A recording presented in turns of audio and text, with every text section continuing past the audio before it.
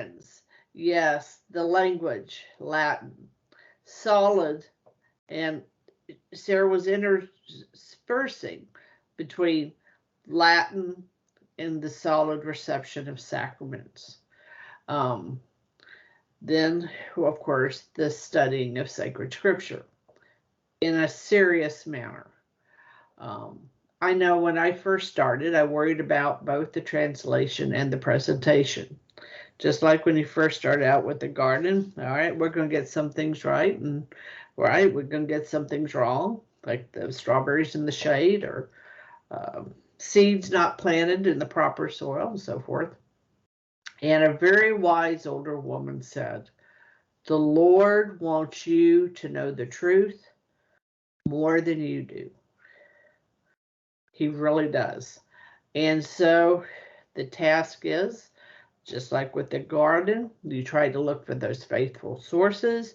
You recollect what happened last season, what worked, what didn't work, and you build on that. Faithful sources. All right, you're new to this. How do you know if they're faithful? Well, the more time you spend at this process, the easier for me it has gotten to recognize it. Right? Has it stood the test of time? Time is a really great sifter of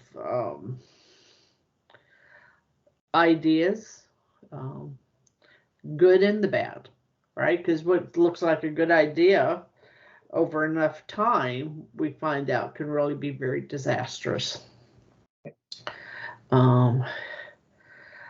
Cultivate good Catholic and spiritual friends, because now you have a wider viewpoint. Not only, oh, hey, I found this great priest, or oh, hey, I'm reading this book or whatever, or this mass is so great or whatever. So you have access in that way. You're also going to get some modeling. At least I did. I get modeling of, oh, that's a really good idea. I know I'm very blessed to be in a prayer group with some wonderful holy women, and it's just like always an opportunity for me to gain some. That's how I gained the sorrowful rosary to Our Lady recently, was from that good group of friends. No man is an island. We all need assistance, and find holy and faithful priests. They are there. They need us as much as we need them. Maybe they need us even more than in the past. So talks or Bible studies, retreats, a good one, a good gift shop as best as you can find. Just perusing a beautiful, good Catholic gift shop can be illuminative. And then, of course, the saints. I think a good Catholic, at some time or another, needs to be engaging towards those who were canonized and were recognized as having a virtue, a particular virtuous life. And I'm thinking about St. Patrick for adults, not this, not just with Guinness, or Francis de Sales, right, or Marian devotions or apparitions or something. Yes. You need to have, I guess you could, to bring it in, to a gardening concept, there has to be some level of cross-pollination. The bee is ultimately necessary to the blooms becoming what they ought.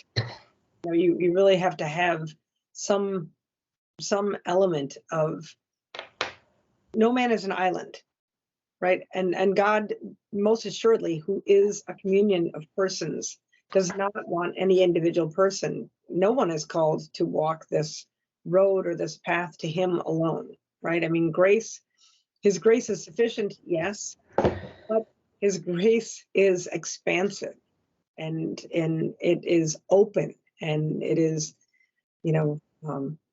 and it blows where it will, right? I mean, his will does not, it goes out from him and it does not come back fallow, right? It does what it ought. And so, making sure that, and you're testing these spirits. It's one of the things really that I has really struck me over the past year and a half is the discernment, the path and the pattern that Our Lady teaches us of discernment when she, since we just, as we're taping this, we're just in the shadow of the Annunciation. And, that moment where, she ponders what kind of greeting this could be, right? Because Mary, who is full of grace, does not presume upon her own ability to recognize whether she's in the presence of an angel or a demon. What kind of greeting could this be? And so there's a pause, and she asks him a question to test the spirit. How can this be? Because I know not man, right? There's a profound moment where, people will say, with Joseph, it's always about, Joseph's doubt. Well, Mary's not really doubting. I mean, she knows that she doesn't doubt God, but she has to be certain that this messenger is from God. And we have to do the same thing. It's imperative now because there are so many false gospels that are being preached to us right now. Unfortunately, even under the guise of our own church.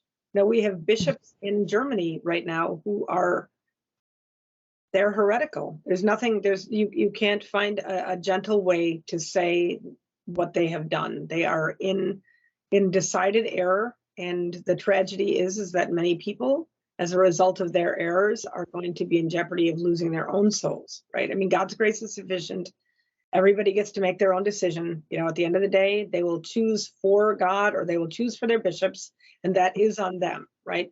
But it's a terrible thing when we have to discern these spirits. So really look for these sources. They are there, but discern them prudently, and really, I do think that we need to take Our Lady as a model, because in some sense, we know what the answer is, right? We know what goodness is. God has made us to be aware of these things, particularly in the natural law.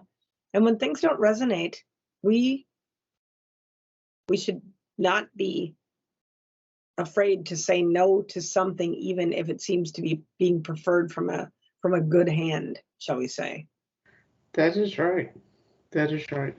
All right, my friends, we will take up a sacramental point of view in the next episode. Till then, Fides Oratio.